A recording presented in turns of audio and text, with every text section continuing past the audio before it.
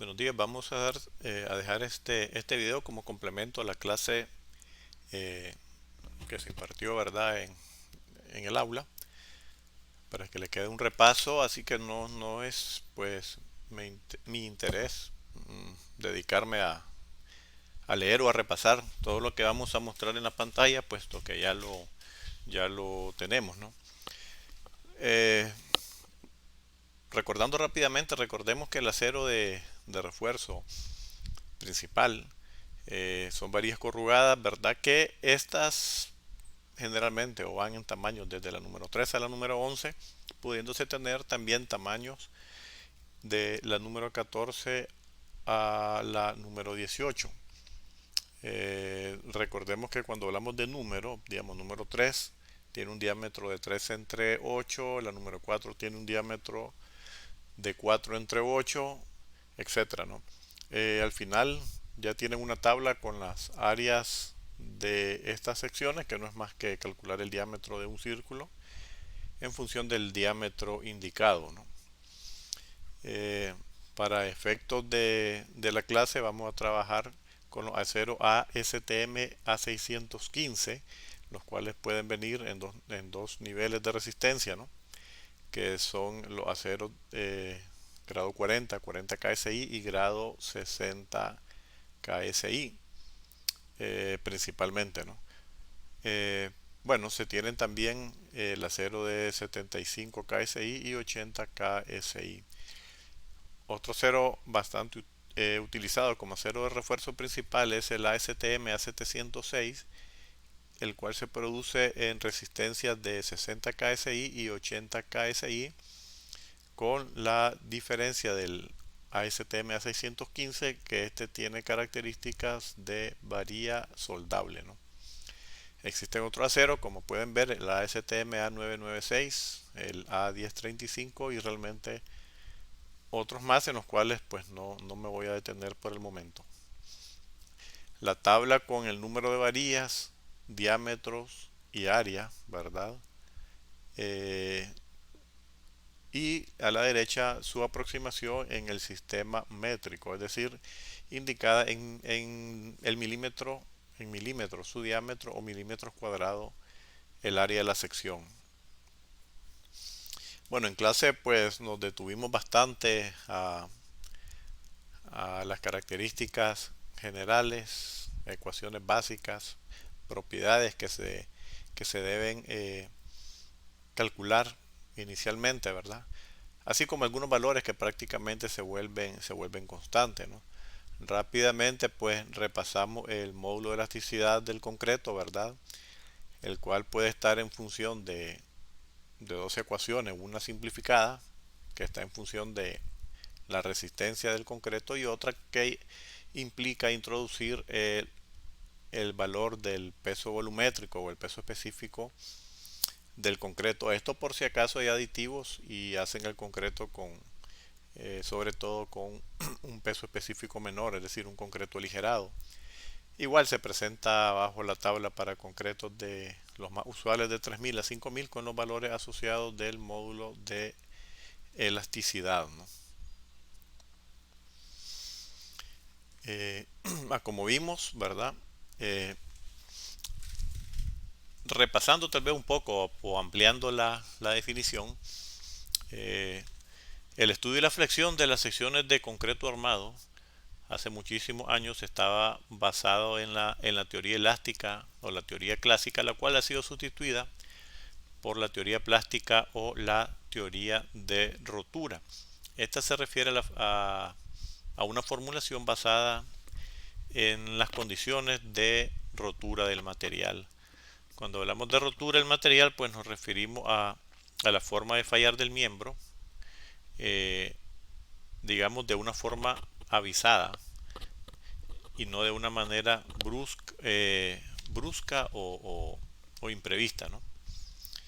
Eh, Como vemos en la imagen, para las secciones simplemente reforzadas, que es la clase o el análisis básico para este tema, ¿no? Debemos de manejar las siguientes variables, como son el ancho B, el ancho de la sección de la viga, El peralte efectivo, que es o es la distancia desde el centroide del acero en tensión a la cara extrema en compresión, ¿no? Podemos o no conocer el eje neutro de antemano y debemos de conocer el área de acero colocado y el esfuerzo de fluencia o el límite de fluencia de las varillas que estamos colocando como acero de refuerzo, ¿no? En general, para el primer ejercicio que estuvimos viendo, ¿no? Pues vamos a basar la solución en un equilibrio de fuerzas, ¿no? Donde sabemos que toda sección interna de todo elemento debe estar en equilibrio. En este caso, el par de fuerzas internas son la fuerza de compresión asociada al bloque de compresión de concreto llamado C, ¿sí?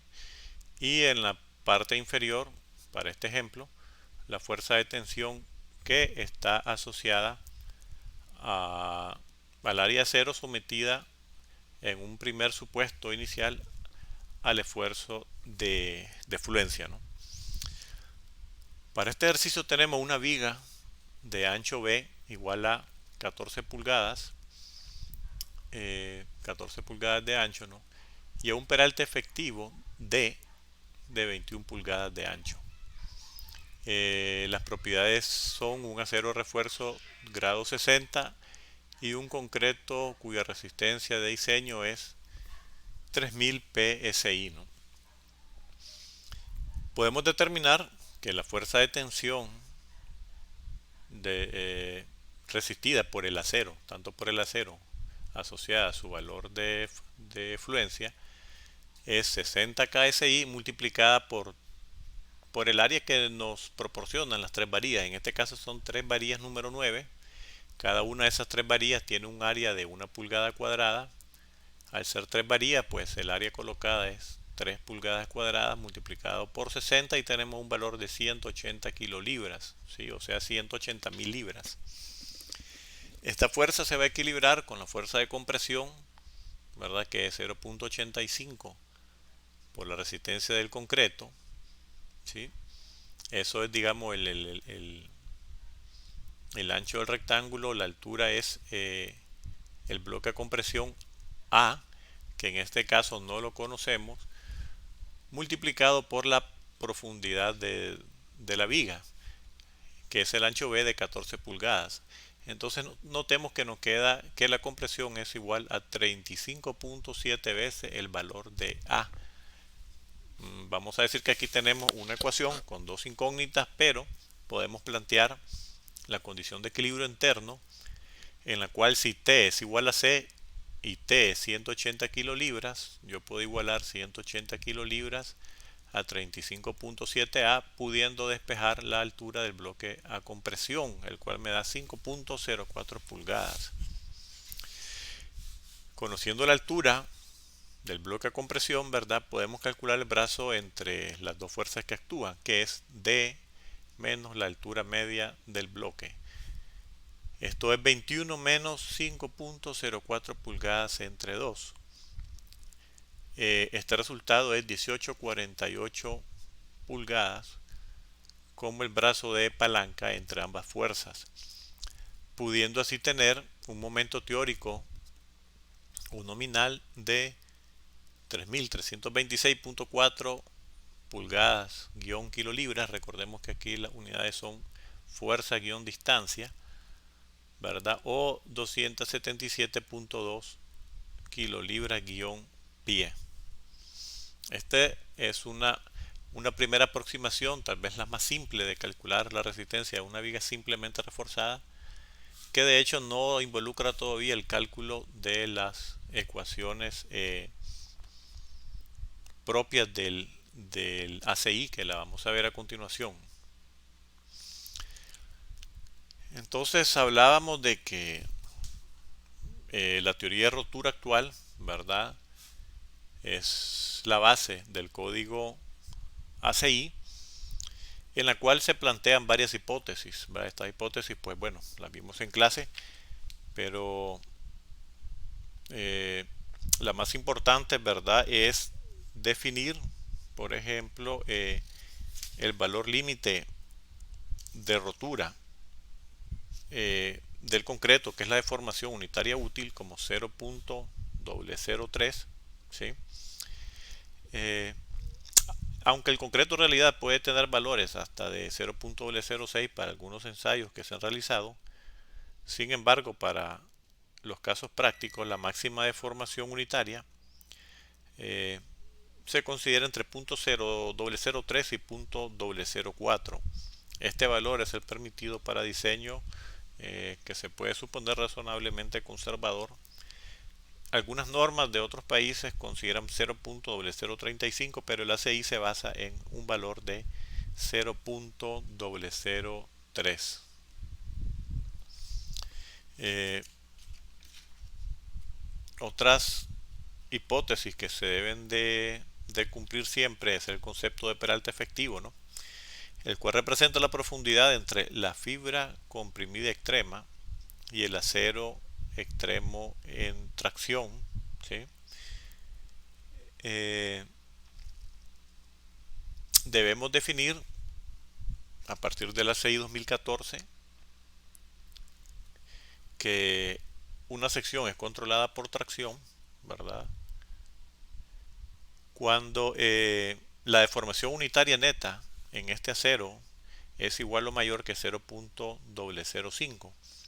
En este caso, las secciones controladas por tracción establecen un factor de reducción de resistencia phi igual a 0.90. Anteriormente el código permitía usar factores phi igual a 0.90 para los elementos solicitados a flexión con cuantías iguales a 0.75 veces la cuantía balanceada llamada ρ sub p. Usando los nuevos factores de reducción se permite utilizar únicamente el valor de 0.90 para secciones armadas en las cuales la deformación del acero a tensión es mayor o igual que 0.005. Este es un valor que vamos a calcular o a revisar en nuestros cálculos luego de suponer de que este valor se está cumpliendo, ¿no? Entonces, ampliando un poco el gráfico que utilizamos para el primer ejemplo, vamos a tener eh, un diagrama de deformación, ¿verdad? Que si ustedes se fijan, está compuesto por triángulos. Esta propiedad es importante porque vamos a asociar eh, por medio de propiedades de triángulos proporcionales y poder calcular las deformaciones que nos faltan o asociarlas con los parámetros dados, con algún dato dado, ¿no? Así vamos a tener la deformación unitaria del concreto y la deformación en el acero que puede o no estar fluyendo, ¿no? Se introduce la variable de la altura del bloque de compresión, el cual es beta prima por C, ¿sí? En donde este parámetro beta prima pues está en función de la resistencia del acero de concreto, ¿no? Ya lo vamos a ver en las ecuaciones cómo funciona.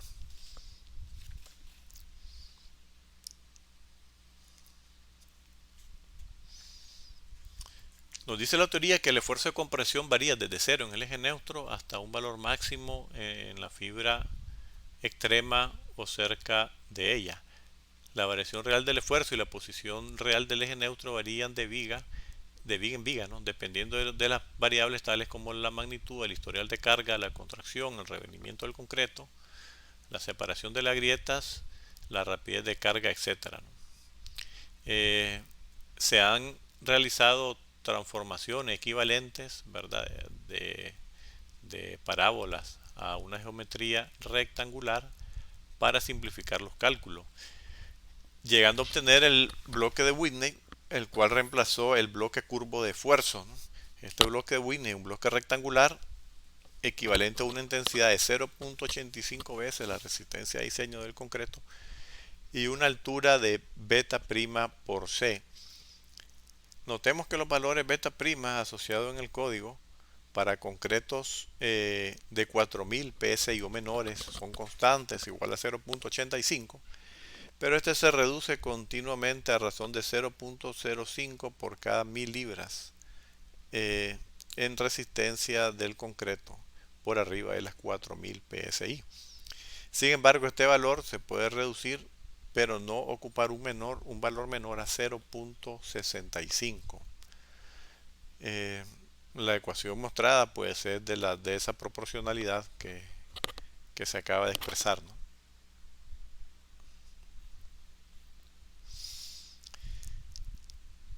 El término Mn, ¿verdad?, se refiere al momento resistente teórico nominal de la sección.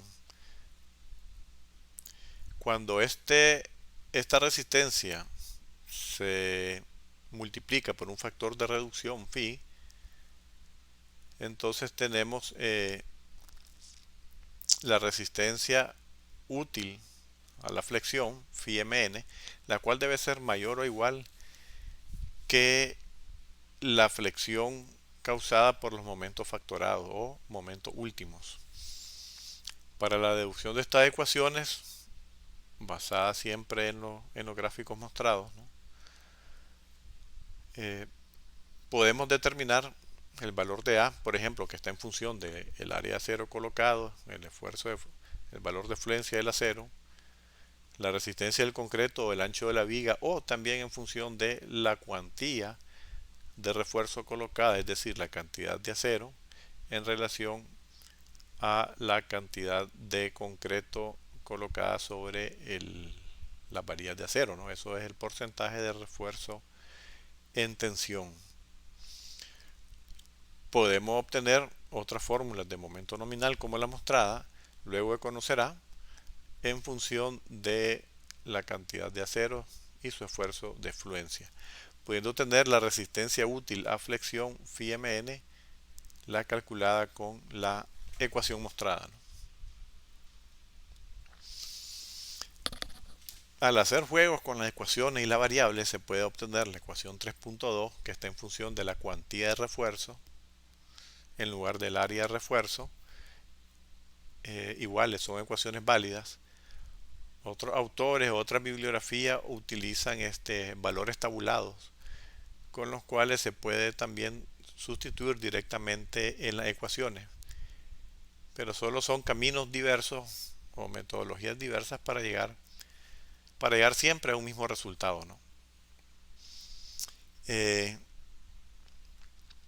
para toda viga, ya sea simplemente reforzada o con doble refuerzo, vamos a notar que nosotros podemos tener dos, tres o más triángulos, siempre con los cuales podemos hacer relaciones y proporciones. Si llamamos D al peralte efectivo hasta el área cero colocado en la cara de tensión y D' a la distancia efectiva del centroide del acero superior o A'S a la fibra en compresión, podemos armar las siguientes relaciones sabiendo que la máxima deformación unitaria útil del concreto es 0.003, sabiendo que existe un parámetro C, que es la distancia al eje neutro, donde los esfuerzos son nulos, sabiendo también que la deformación del acero en tensión E sub S es parte de las variables, a veces conocidas o a veces no, y así podemos plantear relaciones de triángulos. Por ejemplo, tenemos un triángulo rojo que es 0.003, la base, la altura es C, un pequeño triángulo verde interno en el cual la base es la deformación en el acero a compresión superior colocado y la altura es la diferencia de C menos D. Podemos tener un triángulo café inferior, el cual está formado entre el eje neutro y la posición del acero de tensión D menos C, la altura del triángulo, y su ancho es la deformación del acero, ¿no? Recordemos que la deformación del acero tiene dos posibles rangos de aplicación. En el rango lineal aplica la ley de Hooke, es decir, que el esfuerzo en el acero es igual al módulo de elasticidad, que prácticamente se considera constante, multiplicado por su deformación. Eso es si el esfuerzo que se obtiene es menor o igual al esfuerzo de fluencia. Y podemos obtener las relaciones mostradas por relaciones triangulares, ¿no? Podemos determinar la deformación en el acero superior con la ecuación mostrada, y también podemos determinar la deformación en el acero inferior o en tensión con la ecuación mostrada, ¿no? Por ejemplo, en el mismo ejemplo anterior que calculamos el momento resistente, podemos ahora ampliar estas revisiones, es decir, calcular por las ecuaciones de la CI la altura del bloque a compresión, que vemos que para los mismos parámetros trabajados tenemos 5.04, que en la solución anterior lo encontramos resolviendo por igualdad, ¿no?, la fuerza de tensión y la fuerza de compresión. Nos da exactamente el mismo valor. Beta prima, puesto que un concreto de 3000 psi, es decir, menor o igual que 4000, es 0.85, podemos hallar la altura del el eje neutro, ¿no?, la posición del eje neutro, el cual es 5.93 pulgadas. Con esto ya podemos completar también la única variable que nos falta, y es la deformación en el acero a tensión, que es D menos C entre C multiplicada por 0.003. Eso también lo podemos obtener con esta ecuación. Al final es la misma ecuación. Para los parámetros conocidos de peralte, posición del eje neutro, obtenemos que la deformación en el acero de tensión es 0.00762, el cual confirma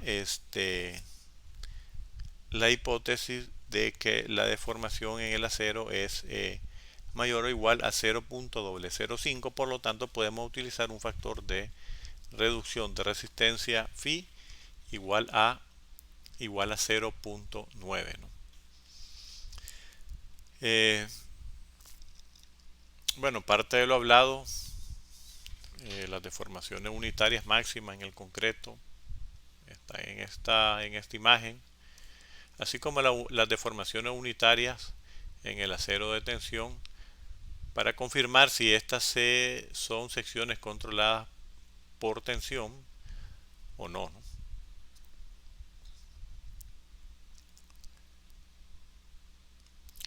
Este es un gráfico que representa la utilización del parámetro phi, ¿sí?, en función de las deformaciones del acero a tensión. Así que podemos ver si la deformación del acero a tensión ya es igual o mayor que 0.005, ¿verdad? Es una falla controlada por tensión. Podemos tener una zona de transición y podemos tener una zona controlada a compresión, dependiendo de el valor de deformación que se calcule y dependiendo si el acero transversal es en espiral o no. Y con estos rangos de deformaciones pues podemos calcular los valores de phi o su variación con respecto a la deformación unitaria del acero en tensión. Ahora, toda viga reforzada debe tener una cantidad máxima y una cantidad mínima para el acero de tensión, ¿sí? Esto se muestra en el ACI y nos dice que la cantidad mínima de acero a colocar pues está en función de la resistencia del concreto, el grado de acero, el ancho de la sección y el peralte efectivo. Tenemos dos rangos, dos parámetros a revisar. De estos dos valores pues se toma el mayor de los dos valores obtenidos. El valor de 200 por el ancho o por el peralte entre F y E se obtuvo en función del momento de agrietamiento de una sección simple de concreto e igualando a la resistencia de una sección de concreto reforzado del mismo tamaño aplicando un factor de seguridad de 2.5. Al final está el porcentaje mínimo asociado a la resistencia de un elemento de concreto.